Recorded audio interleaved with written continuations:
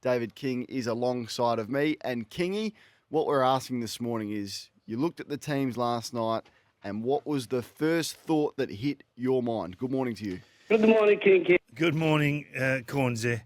Mate, the first thing that hit me, I know everyone wants to get to the no doubt at Carlton, okay, but I think there are other stories in there. So the ins and the outs are always something that I love to look at. So Tom Jonas, I think, is the big story for me. And I'm sure for you it was something that you probably were more aware of than us. But to leave your captain out is a big decision to make, isn't it? It is. So they rested him earlier on in the year, which was always a nice way of questionable. dropping. Yeah, which was a nice way of dropping the skipper. And I think the conversations have been reasonably honest with him, as you know, that's sort of Ken Hinkley's way, that there's no doubt as to how you were going and where you sit in the scheme of things. So he'd be fully aware of that. But it is, I mean, for a team that's won 8 in a row, it is a big story. I mean, very rarely does a captain get dropped or be overlooked for selection. So that's the way that they've gone with. You were saying earlier on this morning they actually liked the decision. And I love it. Yeah. I do. I love it. I think that no one's safe. When you make those sorts of statements with your leaders, you're out of form. You're not doing what we need you to do. We don't dislike you. You're still part of our family. We still. There's a spot here available for you, but you need to be playing better than you are. And we are playing at a level that we're not prepared to go backwards to bring you in. And I think it's a great message that will serve them well in the back half of the season. All right, 1300 736 736. Your first thoughts when you looked at your side this weekend. Give them to us this morning. My first thoughts are I'm really surprised Collingwood didn't rest a few, Kingy.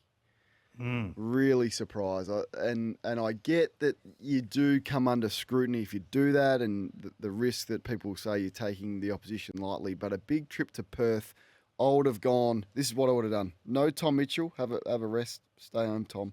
Darcy Moore, who has a history of injury, and you know you can't predict injury, but he's in good shape at the moment. Stay home. Scott Pendlebury doesn't need to play, does he? Does Scott Pendlebury really need to play and go to Perth and play another game? Nick Dacos has been bashed up a little bit recently. I would have left him at home, and Mychek's the other one who I would have left at home and given some other opportunities to test the depth of the Pies. They'll still win. So they didn't really end up resting anyone. Jamie Elliott is out, but he's sore. Just surprised at that. Yeah, it's a great call. The other thing that really smacked me was I looked at the Dogs versus the Cats. So the Dogs are going in, this is the starting midfield. English, it'll be 3 of Bont, Libba, Treloar or Bailey Smith, who's in great form, up against Segler, Blitzarves, Bruin and Atkins. There's no Duncan, no Dangerfield, no Guthrie, no Holmes, no Mendigal. You can just keep going. The Cats are decimated. And I didn't realise, you sort of knew the names weren't there, but just the glut of midfielders that are missing at the moment is going to make it incredibly difficult. Be a miracle, I reckon, especially at Marvel. Be a miracle. At Marvel, Yeah. like, against this midfield and the depth that the Dogs have. I mean, Cameron and Hawkins are going to have to kick probably 10 between them, but I'm not sure how it actually gets down there. So that'll have them 5 and 7. Are you Yeah. prepared to come with me then? we're going to get to that shortly, okay? Oh. We're going to get I'm to too that. keen today. We're going to get to that shortly. The Demons are interesting as well. They haven't quite. This is just our first thoughts. We're looking at the side. Haven't quite nailed down the right forward setup, I don't think, and they're going to go with a different one again. They're doing a lot right, Melbourne. Like if you look at their scores off turnover, conceding scores off turnover, their stoppage stuff is good. Their inefficiency going forward, and the personnel that they want down there is an issue. So what's it going to be? Joel Smith with Van Rooyen and one of Gawn and Grundy. Tomlinson's going to go back. There's no Petty. Tom McDonald is injured. Ben Brown isn't there. So yeah, just it's an interesting one in terms of how Melbourne are going to structure their forward line. Tonight's game against the Blues is clearly, the most intriguing match of the round, I think. What do people out there think when they look at their lineup tonight? What's the first thing that smacks you between the eyes? What do you got for us, Cornsey? 1300 736 736. Will Tarryn Thomas play, Kingy, do you think? Oh, yes, he'll play. 100% he'll play. And I'm rapt to see him back. And, there'll be people that have a different opinion on that, and that's okay. I think that's the best place for him. I think he just needs to be given – he's been given another chance, and now it's a football decision. The rest will work itself out. He'll find himself in court and he'll face all those other allegations in the next short term, which is next 6 weeks or so. But right now, this is the best place for him. I just want to see him playing footy. I want to see a smile on his face. All right, it's confession time. What were you wrong about? 1300 736 736. You're looking at me with a I love funny it. I look love in this your bit. eye. If you are prepared to put him on the line, Yep. and we walk past today, I won't mention the players you mentioned today again on this program with you. So that's my vow to you. All right, I'll start then. You want to start? Yeah, I'll just give you a little one. Go with one. So I've been very hard on Matt Rao, okay? Very hard. I think respectfully so, and more in an urging him to help his game by getting some cheap ball. We all admire the way that he plays, but what he did against the Bulldogs that did that game was, oh my goodness, it was unbelievable. And I think, to be fair, his whole year, to the point where he's definitely in All-Australian contention. And maybe that's just it. Maybe it's never going to be 10 uncontested possessions a game. Maybe I've just got to learn to live with him being an absolute expert at what he does. So I was wrong about Matt Rao. Big tick to you, young man. I think they could have 3 All-Australians and miss the finals. There you go. Ballard, Rao, and Noah. Okay. Noah Anderson, he plays for the Suns. Yeah, no, I know who Noah Anderson is. I didn't know. You had that look on your face. I wasn't sure. No one calls him Noah very often, though, do they? No, well, I like to call it's all Anderson and Rao. Who were you wrong about, Kingy? You got one? I was wrong about Jack Payne at Brisbane. I thought they made a big mistake in overlooking Liam Jones, and he's been far better than I gave him credit for in the pre-season. He's been involved in a dozen one-on-ones in the defensive 50, has yet to be outmarked. He's allowed Harris Andrews to play a different role. So I say I was wrong about Jack Payne. Well done. I came on this program after the round 3 Thursday night game where Brisbane played the Western Bulldogs, and I think I made a big statement and said, Brisbane can't win the premiership with Danaher and Hipwood. Part of that duo I was wrong about. I was wrong about Joe Danaher. No half concessions. I was wrong about Joe Danaher. No.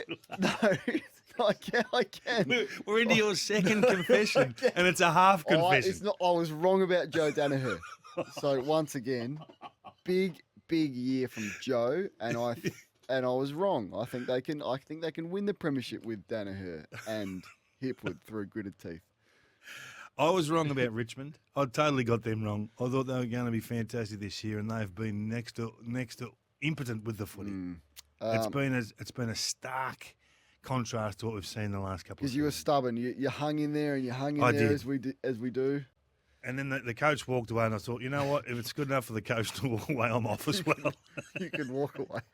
It takes a lot for me to walk, but once the coach goes, I can't hang around. 1300 736 736. You can have your say on who you were wrong about. I did say Geelong were playing. Everyone was playing for second in the pre-season. That's not looking that good. You said it 2 weeks ago. 2 weeks ago. I said it when they beat Adelaide again. When was that? What round was that? Round 8.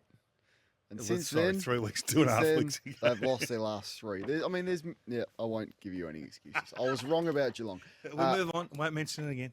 John is in. We'll take a couple of really quick calls. John, if you could make your point quickly about Port Adelaide. Good morning.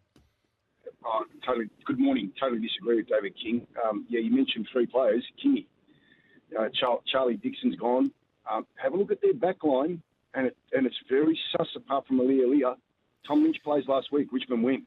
They got in the 100-plus bracket around 26 years of age. They got Pal Pepper, Finlayson, Lear, Houston, Wines. That's the bones of good leadership. Then you got the 50 to 100 game bracket where the wild cards are, which is Marshall, who's a very good AFL player, Rosie, Butters, Dersma, Farrell, Bergman. And then the guys that haven't even hit 50 games, like Lockie Jones. We haven't even seen Josh Sin yet. Not sure where he is, Cornsey. Jed McEntee I really like. And obviously Horn Francis. I don't know what you're missing, John. Thanks, Johnny. Let's go to Billy in Ascot Vale. Hello, Bill. Yeah, morning, gents. Just quickly, Kane, just on your thoughts that you think that Ken Hinkley's gone next year. What happens if Port make the grand final, actually win it this year? Do you think he'll still be going? No, well, then he stay.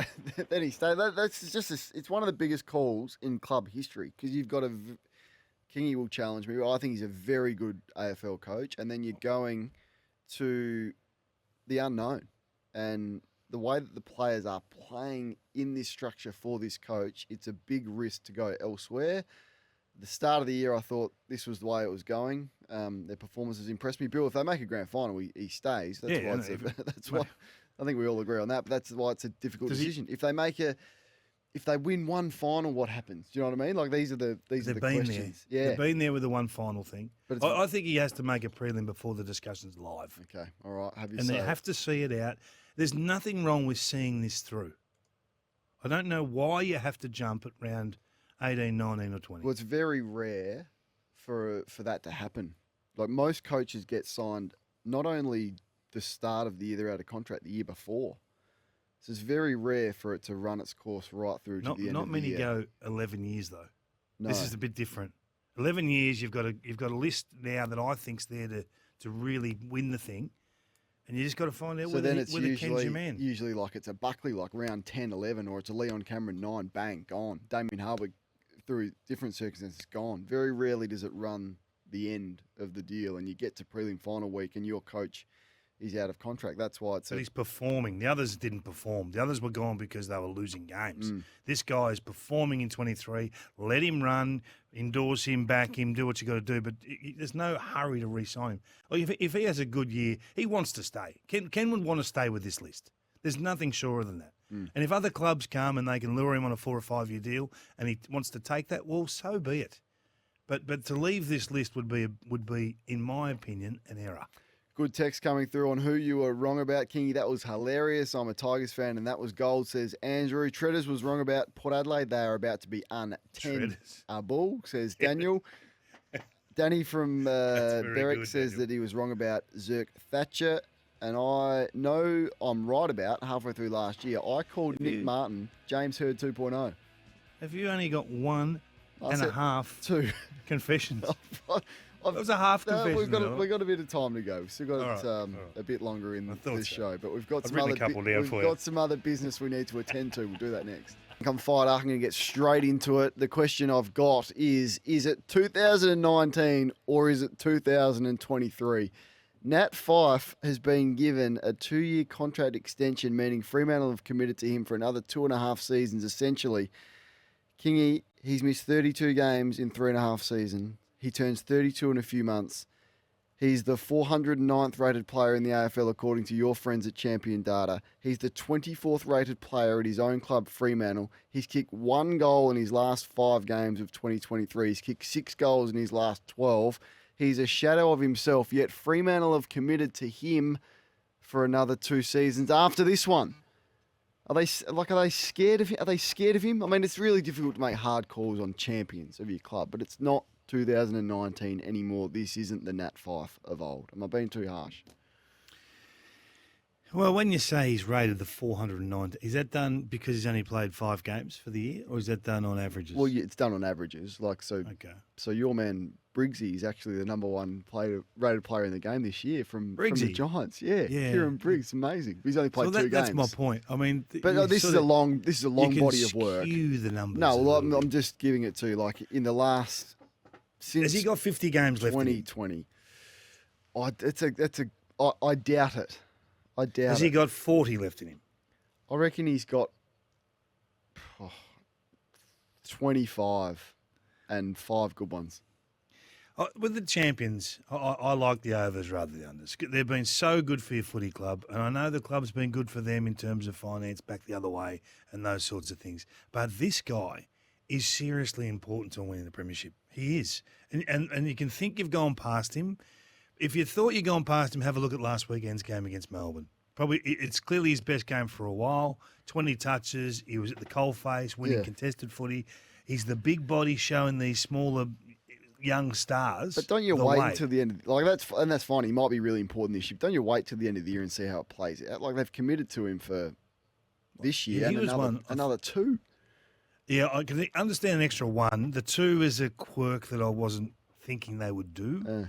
They would have got away with one, but maybe a couple of clubs were circling. Maybe. You just don't know what's happening in the background, Cornsman. Maybe. All right, what do you got for me on the agenda?